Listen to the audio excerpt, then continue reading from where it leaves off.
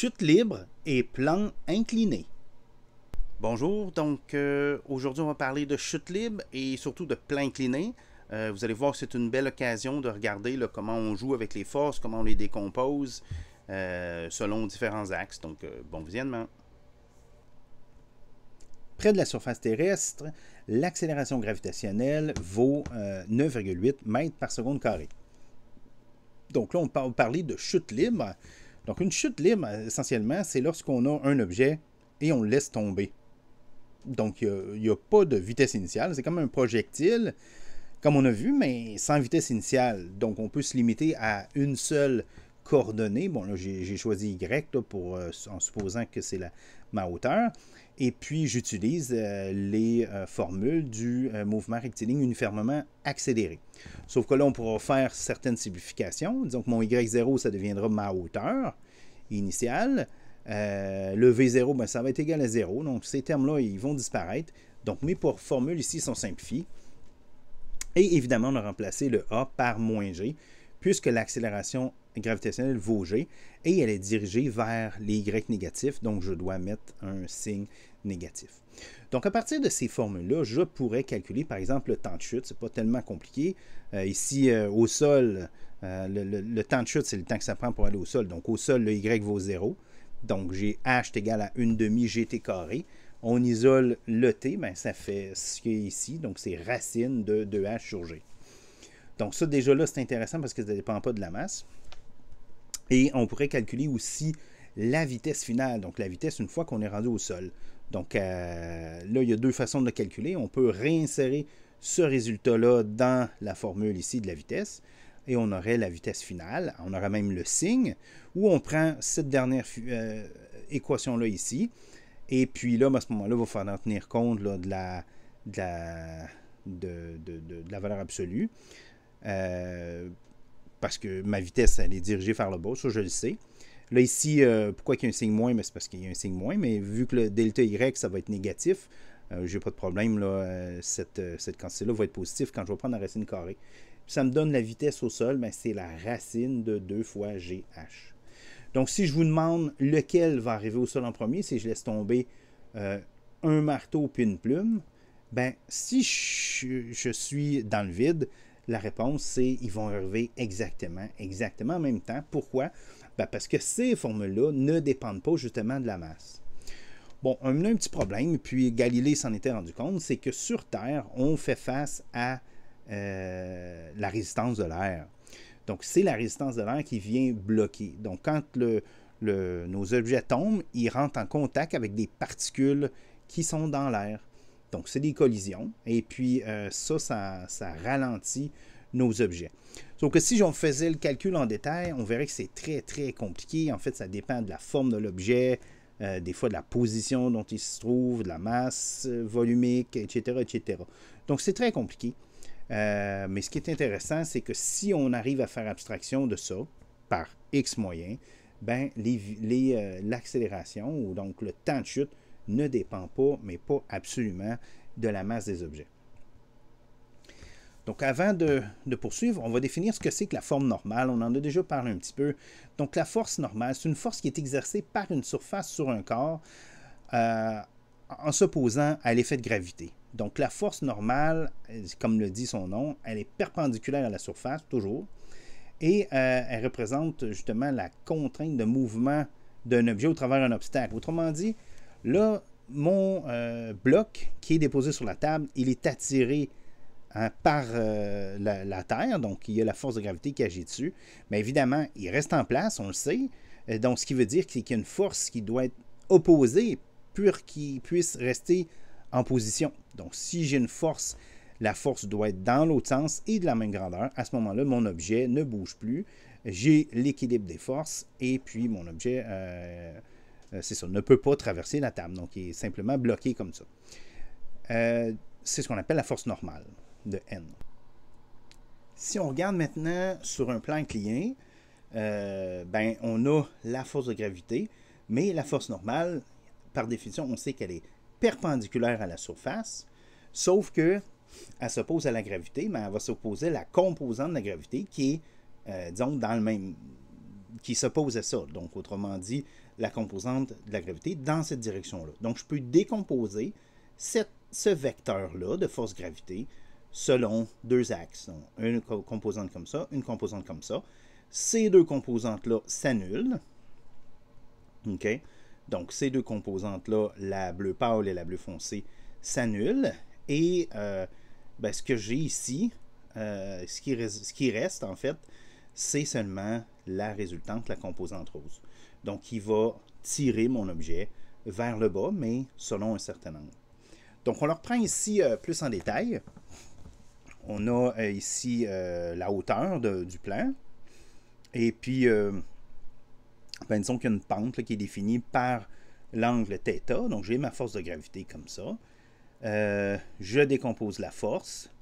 Une composante perpendiculaire à la surface, une composante parallèle à la surface, et puis la force normale qui va s'opposer à la composante qui est perpendiculaire à la surface. Donc, c'est la force, le plan qui pousse sur le bloc.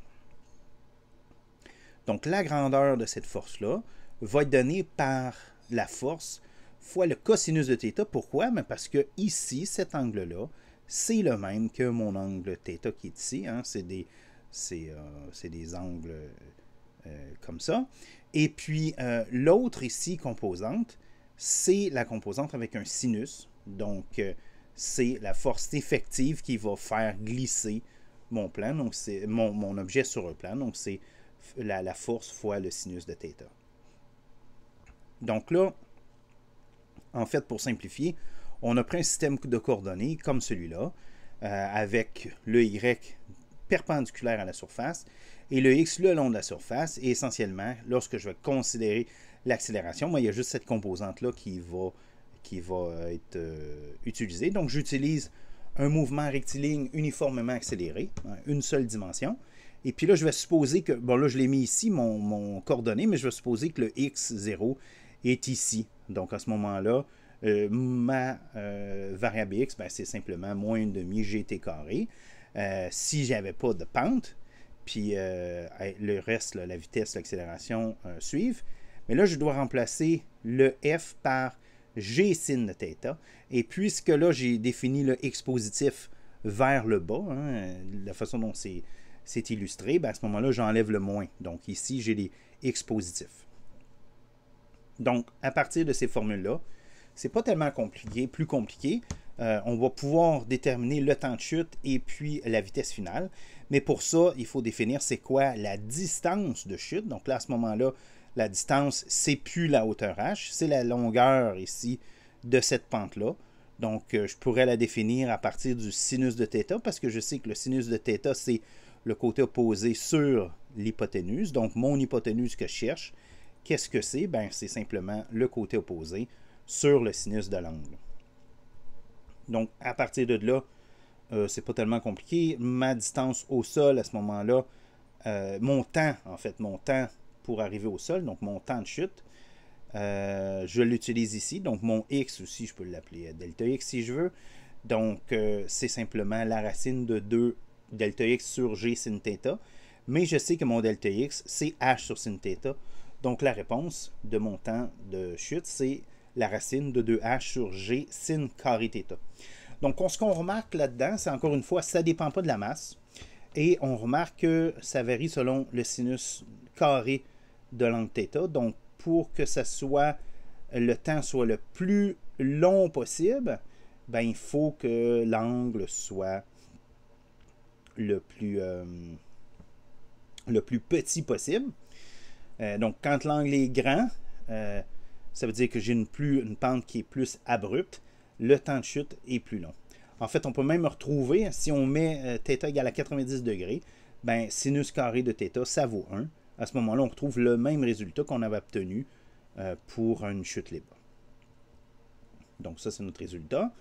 On peut aussi trouver la vitesse au sol. Donc, la vitesse, une fois que mon objet est rendu complètement au sol, mais à ce moment-là, même chose. Donc, je peux prendre cette formule-là. Donc, j'ai juste à prendre la racine carrée, finalement. Donc, c'est 2g sin θ fois delta x, mais le delta x, c'est h sur sin θ. Donc, vous voyez que les sin θ vont s'annuler. On obtient racine de 2gh. Donc, ce qui est assez spectaculaire ici, c'est que ça ne dépend plus de l'angle. Donc, autrement dit, la vitesse finale ne dépendra pas de l'angle, ça va être la même, peu importe le plan d'inclinaison, la vitesse finale va être la même. Donc ça, on le verra au niveau de l'énergie, ça sort peut-être plus facilement. Donc là, juste pour regarder un peu qu'est-ce qui se passe, on peut augmenter. Là, ici, j'ai un angle de 75 degrés. Mais si je baisse l'angle, on va regarder, s'attarder surtout aux composantes là, de ma force gravitationnelle. Donc la force gravitationnelle ne change pas, mais les composantes, elles, vont changer. Et plus le plan, la pente du plan est douce, ben vous voyez que plus la composante ici, rose, qui est dans le sens du mouvement, elle est petite. Ça veut dire que l'accélération va être plus petite. Ça va prendre, je veux dire, au début, ça va aller moins vite, mais la vitesse finale va être la même. Pourquoi? Ben parce qu'on va accélérer pendant plus longtemps. Donc, la distance ici dépend de l'angle. Plus l'angle est petit, plus la distance est grande, mais plus l'accélération est petite. Donc, tout ça finit par se compenser. Il ne nous reste plus maintenant qu'à faire l'inverse, c'est-à-dire qu'à considérer notre plan incliné comme une machine simple, ce qu'on fait depuis déjà quelques années. Donc, si c'est vrai que le fait d'adoucir la pente ralentit mon bloc, donc ça veut dire que ça prend plus de temps avant qu'il prenne la vitesse, autrement dit, la force est plus petite, la force effective, ben ça peut aller en notre faveur aussi si on veut pousser le bloc dans l'autre direction, donc si on veut le monter. Donc à ce moment-là, si on veut le monter, il faut contrebalancer la composante de la force qui est selon le plan, selon l'orientation du plan. Donc c'est ça, c'est la force que je dois utiliser pour compenser. Et plus la pente sera petite, donc plus cette composante-là va être petite, donc plus la force que je devrais utiliser pour compenser, donc pour être capable de bouger vers le haut, ben plus elle va être petite. Donc c'est ça ici l'intérêt d'utiliser un plan incliné comme une façon de mouvoir un objet en utilisant une force qui est plus petite. La compensation, en fait, l'envers de la médaille, c'est qu'on doit monter selon une plus grande distance, mais au total, pour nous, probablement que c'est plus facile. En résumé, un objet est en chute libre lorsqu'on le laisse tomber. S'il n'y a pas de résistance de l'air, le temps de chute de ces objets va être le même pour tous les objets. Donc, ça ne dépend aucunement de la masse. C'est le même pour tous les objets.